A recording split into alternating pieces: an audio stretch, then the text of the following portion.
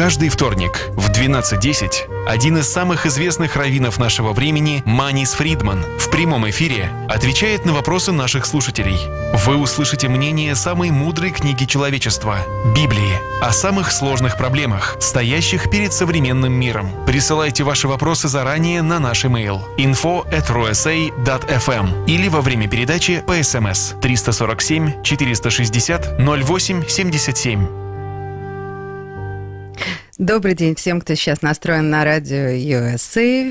Сегодня вторник. По вторникам мы говорим Thank God it's Tuesday, потому что мы имеем шанс получить немножко света от самого светлого и мудрого раввина нашего времени, Маниса Фридмана. И сейчас, как никогда, если ты еврей, тебе нужен этот свет, потому что то, что в мире творится, это что-то совершенно ужасное. Это нервный смех, который вы слышите от меня. Но на самом деле, похоже, по последним нескольким дням, что Соединенные Штаты в принципе оттесняют Израиль на второй план. Что-то такие всякие начались движения, которые очень-очень напрягают, волнуют. И вот хотелось бы знать, что по этому поводу думает Раввин Манис Фридман, и как нам на это смотреть, как нам с этим совладать с собой. Главное в это время непростое, такое волнительное.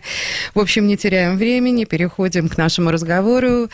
Hello, Ravvin Manis Fridman. Thank God it's Tuesday, and today it's a very important show because I think everything that we have been learning over the 4 years and pretty much over our lifetime, or since we've been given the Torah, we will need to utilize all the tools that the Torah is teaching us to to use to stay strong and positive and optimistic based on everything that has been happening to us in the last couple of days, all the news, and it seems like the United States is sidelining Israel. It looks like Israel is losing control of its property, of its territory. It looks like we are not our own bosses anymore, and the world really does not even consult with us on anything anymore. Not United States, well, UN, that's always been the case, but it looks like we lost our friend, or we're losing our friend, and it's very, very frantic, and it's very upsetting. It feels like, you know, I'm sure people are experiencing fear, betrayal, worry, pessimism, everything we shouldn't be feeling, but I'm sure everybody is feeling that, and I think it's normal. But then there's you who can always bring perspective that we do not see, and very much counting on that, especially today.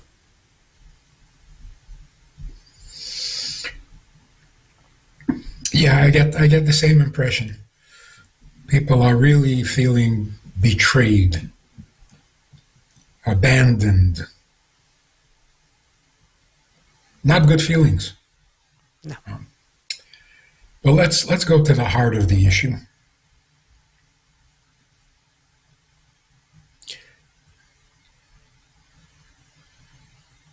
If you remember, there was talk right after the Holocaust. There was the philosopher who said God is dead.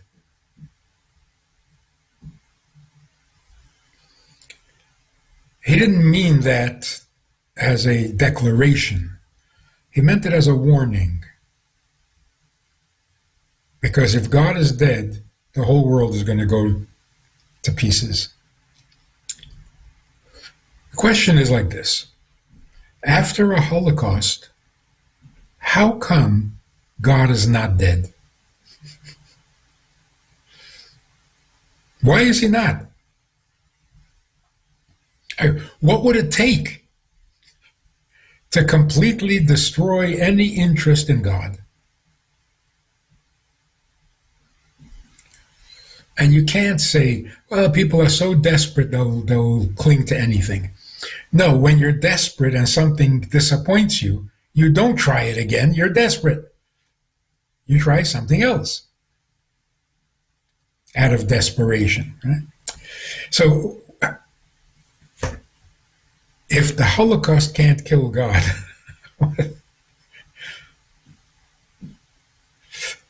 where does it come from in the human spirit that after a Holocaust, God is more popular than before?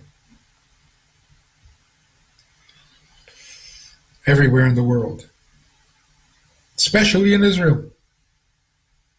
The people who were most affected by the Holocaust. I think the simple logic is God is a creator. The first thing we know about him is that he created the world. It's fascinating to think why and for what. Is he happy with his world? Is he not yet happy with his world? But we know that he created the world. So he is a creator. He has a creative nature. We also know that anything worth talking about and anything worth celebrating is alive and growing. God created the world and that's it. That was a long time ago. What's he done since? It must be, just logically, it must be that God gets more creative with every passing day. He is creative, and he doesn't stagnate. He doesn't stand on one level. He is constantly creating, which means he is improving as a creator. Every day he creates better than the day before, because it's a living thing. A living thing grows. After a Holocaust, there's a moment when you think, God has become a destroyer. But it only lasts a minute. And we realize, no, life is going on. People are having children. No, the world is not destroyed. God is still creating. Not only is he still creating, better than before. Every time something that seems negative happens, we ask the simple question. God is a creator. What's he doing? Why is he doing this? This doesn't look creative. The only answer that makes any sense and that makes life make sense is that there's something better coming.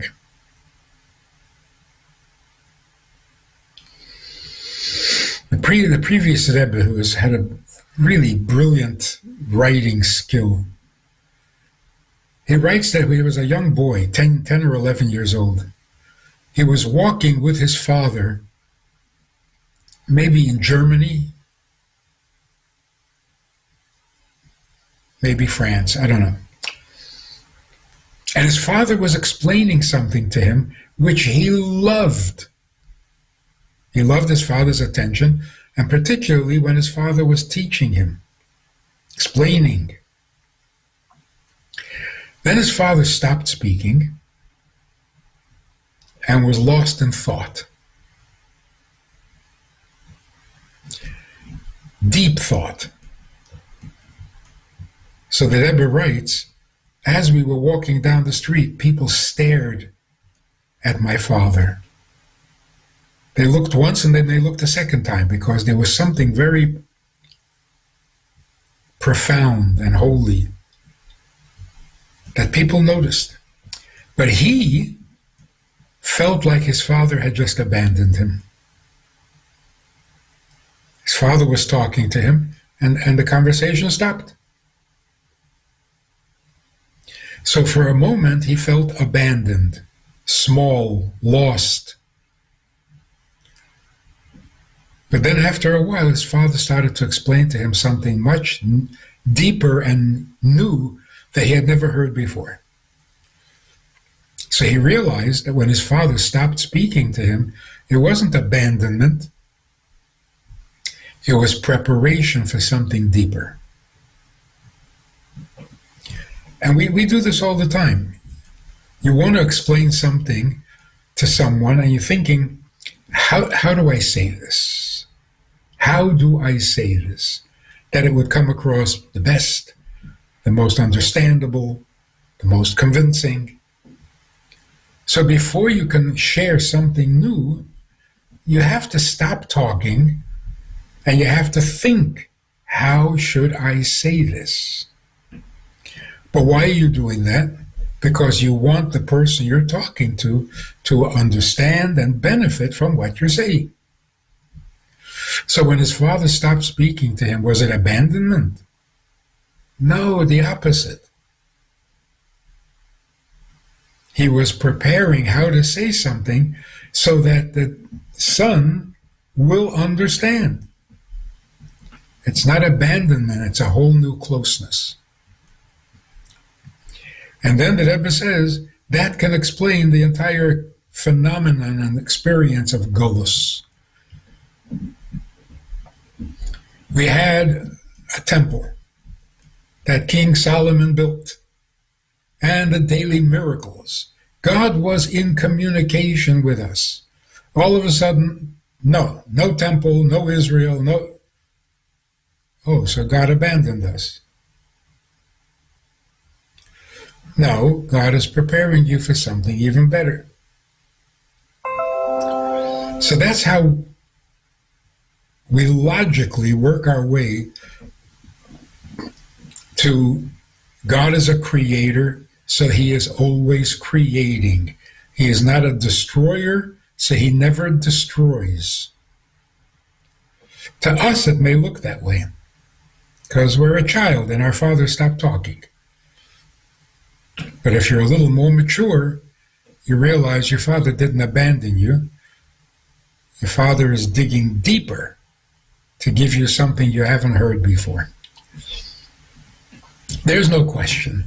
This craziness that has been going on for years, 3-4 years, since before COVID or something, there's no question that this is gearing up. This is building up to something so fantastic that nothing can compare.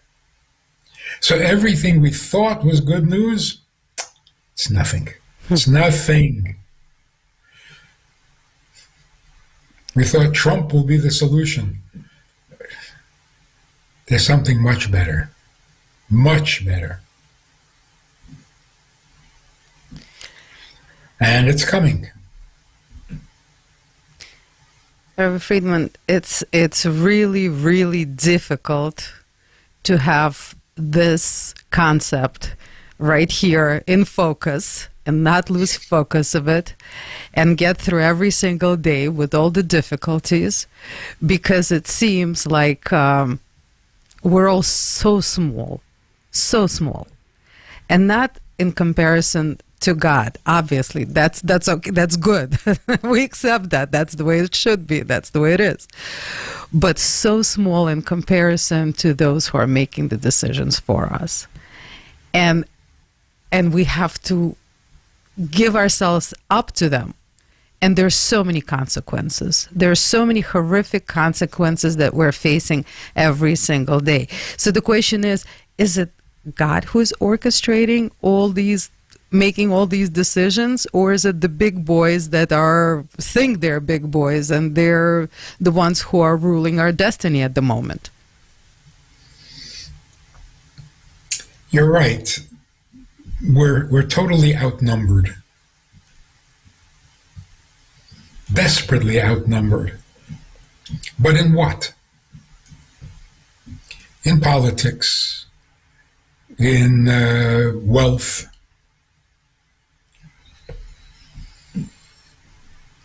But when it comes to morality, no one gets even close to us.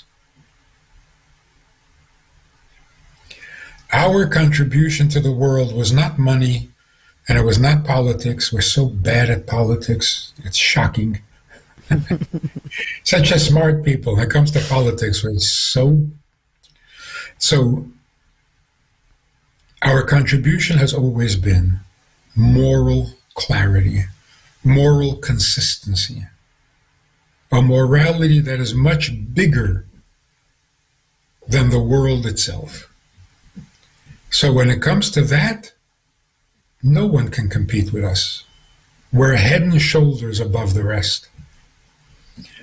Why aren't we using our biggest strength? Because we think we have to compete with them in politics and in finance and in technology. No, we don't have to compete with them. As it develops, we're being pushed further and further into the moral issue. Because politically, we're not doing well. Economically, we're not doing so well. Popularity, But what do we do well in? Morality. And we're going to have to step up. Because we're not the only ones who are suffering. The world is falling apart. Every country, every religion, every philosophy, every political system, it's all disastrous. We're not the ones who are in trouble. When anti-Semitism becomes popular, you know the world is in trouble. Because when do they turn to anti-Semitism? When they can't solve their own problems. So they have to blame it on somebody. They're desperate because everything has disappointed. Religion is a disappointment, education is a disappointment, politics, forget about it. Even money is a disappointment. So what if you're rich? You can still be wrong on everything. You can still be the bad guy. And then you get blamed. You have so much money, why don't you do something? It's just not as difficult with it than without it. You mean lunch is not as difficult? Yeah. You can pay for your lunch. But life doesn't get any better. Life doesn't get better with money. It's just an exchange of problems. So everything has failed. What is there to look forward to? Even gender has failed. We don't know how to be a man. We don't know how to be a woman. What do we know? The world is in desperate condition. And the cure is morality. Rabbi Friedman, but even the few of us who are in positions such as Kushner and Witkoff, on a different side, Soros, these are our people in positions. If we're playing chess, those positions are not being utilized the way they should be utilized. If anything, they're being utilized for the purpose of the enemy. Why is that? And how can we make that turnaround that has to happen in the world if anybody who has a voice is using it for everything but what we stand for who we are?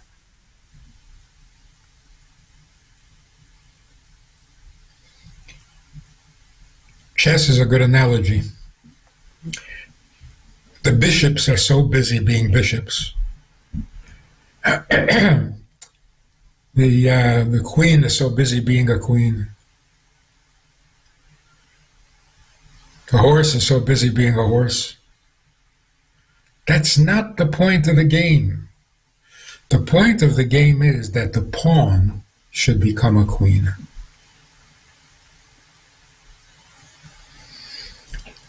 Two pawns become a queen. You win the game. 3 pawns can become a queen. That's the objective. So if you're just busy being what you are, a politician, a philanthropist, but that's not the solution. Because there are bigger politicians than you, there are bigger philanthropists than you. You're just one among many, and you're competing, and you're not the best, and you're not. That's not how you win the game. You win the game by taking a simple person and turning him into a queen. And that is what we're supposed to be doing. Take the ordinary and make it holy. Then you can move in any direction you want, like a queen. But it's very interesting to watch this development. Just watch how morality becomes the only answer, the only need, the only issue. Everything else is just noise, bad noise. And then once that becomes the issue, who's going to teach? Who is everybody going to call? And then we will be what we're meant to be, a light to the nations. Not a political light, not an economic light, a moral light. And that's all the world needs. Rabbi Fridman, but it seems that the biggest obstacle for people wanting morality is economy. It's money. As long as people have money, morality, it's there, it's there. It's not, it's not. That's how it used to be.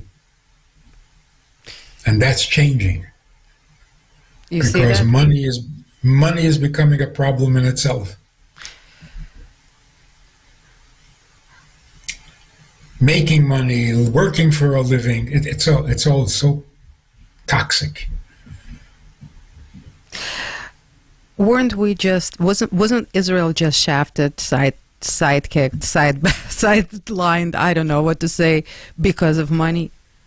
Because obviously Israel cannot compare with Qatar and Saudi Arabia and even Turkey.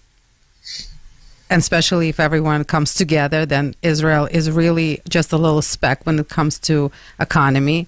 So we're not as interesting to the big boys, and we know who the big boys are. And therefore, we're not a big player. It seems like we were just shafted because of the economy, mainly. So what does that prove? It proves that those who have a lot of money are no better than those who don't. Yeah, but they don't know that. It's dawning. Because there's no solution to this. There's no solution. Trump uses money to solve all problems. It's not working so well. There are people who have more money, so there you go. There are people who are not impressed with your money, so there you go. Money is not going to solve the problem. And this proves it. All the wealthy nations are doing everything wrong, morally. But it does seem to be Trump's tactics. Yeah. Economy is his tactic, and America first, which is where we are. It's not a bad thing. Yeah. But it is not, it is proving itself ineffective. It's a very good idea, but not everybody is playing this game. So we need a solution that is a little more permanent, a little more honest.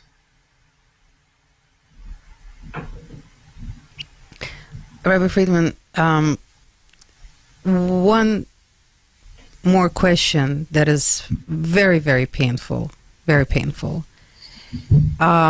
We fought. Our soldiers died for Gaza. And now it looks like it's not going to belong to Israel. And Israel is not the one who is deciding this. It's horrible for the morality of all those who have risked their lives for a very important cause, for a huge cause. And now they have to deal with somebody deciding, who are we? Is it our land? Are we the bosses? Can we make a decision? How are the Israelis, especially the IDF, are supposed to feel at this particular moment? And we're all hurting equally for that. Very, very, very.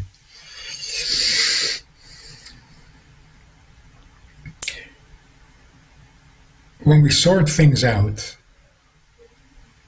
we come to the conclusion that we are not here to provide the world with money. We're not here to provide the world with technology. We're not here to provide the world with tourism, visit ancient sites. The most difficult thing to admit is that we are not here to offer the world another country or state. We're not another political reality. We're not. We're only good for one thing, and that is the right thing, doing the right thing. It is very painful to have to admit we are not a sovereign state among states. And the whole dream of Zionism was we are going to be a country like everybody else. We're not. We're not. We never really became a country. We exist by the kindness of the United States. That's not a country. That's a banana republic. So we have to be brave enough to admit we can't help the world by being a country, because we're not. So what are we? We're a group of Jews who happen to be living in the Promised Land and in the Holy Land, and we know how to do things right. Don't impress the world with how good a country you are, because you're not. It's very painful. Very painful. But the Rebbe has been telling us this for years. Don't try to be a country. Just be a Jewish people who are a light to the nations. Because that you're very good at. A country, you haven't really become a country yet. Now maybe, if Trump turns out to be unreliable, we're going to have to become a country for the first time. But that would take Mashiach. We will be a country under the leadership of Mashiach, and until then, we are living in Israel by permission from the non-Jews. And they're very fickle about their decisions. Yes, it's yours. No, it's not. Today it is. Tomorrow it won't be. That's not a state. So all the effort in building Israel, promoting Israel as a Medina, it's not a Medina. It's a Jewish neighborhood that can change the world morally. So again, we're not here to contribute anything other than morality. Not even statehood, because we're so bad at it. Our political system is so miserable because the only leadership that all Jews accept is Mashiach. Other than that, we'll just disagree with each other forever. Oh boy, God has a great sense of humor creating us the way we are and giving us what we've got. Okay. But it's such a common thing. You know, the best teacher in the world wants to be a principal. Why? You're a great teacher. Do what you're best at. You're not going to be such a great principal. You're a great teacher. Do what you're designed to do. Stop trying to be everything else. Every soldier wants to be a general. It's silly. There are people born to be generals, and there are people born to be soldiers. If you're a good soldier, then be a good soldier. The Rebbe told Sharon, don't stay in the army, don't go into politics. He didn't listen, and he regretted it terribly. So you take a wonderful general and you make him into a sloppy politician. What are you doing?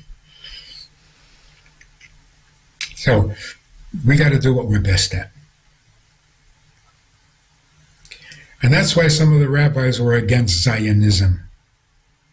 What are you becoming, a political entity? You're not good at it. You have no practice, you have no experience. Don't try. Go to Israel because it's a holy land and it's your land. Don't try to make it a political entity.